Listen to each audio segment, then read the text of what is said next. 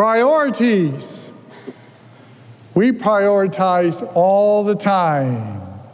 I imagine most people here, when they get up in the morning, they have a list of things they need to do, and they got to put them in a priority of what's more important to the least important, and hopefully get the most important stuff done, and what's left over can be done another day.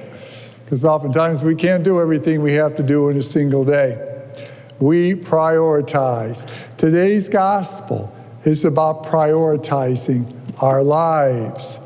You see, the Pharisees are talking about the laws that you can find in Leviticus and Deuteronomy about washing and purification of things. Now, these laws are actually good common sense. Without the benefit of a microscope, for the Jewish people did not know about bacteria or germs, they did know, through simple observation over the years, that people who ate out of dirty pots and did not wash their hands were far more likely to get sick than the people who did wash their hands and did clean their utensils. So from that observation, they decided it was a good thing to tell everybody, wash your hands and clean your silverware. You know, it makes sense, right? Perfect common sense. And that's a good thing to do.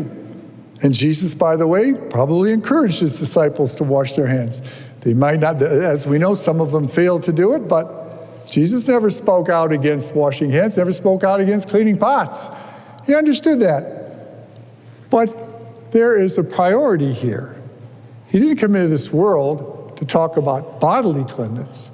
He came into this world to talk about spiritual cleanliness.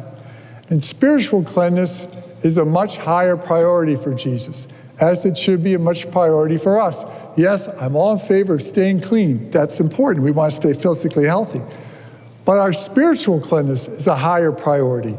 And that's what Jesus is talking about here. And that's why he's upset with the Pharisees, because they're so concerned that the Pharisees are putting all these laws on the same plane, and they're not.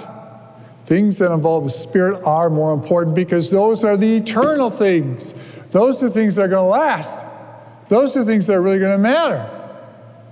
So, concentrate on telling these people why it's important to be generous and avoid greed, to be honest and avoid deceit, to be humble and avoid arrogance, to be content and avoid theft, and on and on. Those are the spiritual things people need to work on. If they work on those by accepting him and his grace and his love and allowing Jesus into their lives to transform them from within, they will be given the grace and the power to battle these temptations and to transform and purify their inward selves. Because while taking care of your physical body is good for a life here, spiritual cleanliness is what we need through Jesus Christ to live eternally with God.